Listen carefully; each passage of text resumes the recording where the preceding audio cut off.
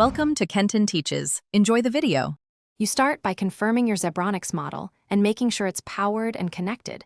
Drivers aren't usually required for basic color changes, but check if lighting is unresponsive.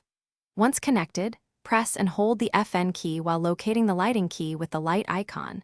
This combination enters the keyboard's color or mode switcher. Do this now because it immediately gives you direct control. Once done, release keys and observe the LEDs. This tells you the keyboard accepted the command and is ready for step 2.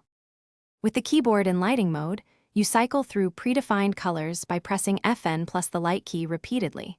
Each press changes color or switches to effects such as static, breathing, or wave.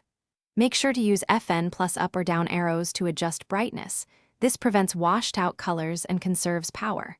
If your model supports it, hold the light key briefly to lock a color or to engage a breathing/pulsing effect. Once you find the desired look, pause to confirm the setting visually before finalizing. Finish by saving your selection using the keyboard's Save shortcut. Many Zebronics models use FN plus an S or retain the last setting automatically. Check quickly by unplugging and plugging back in.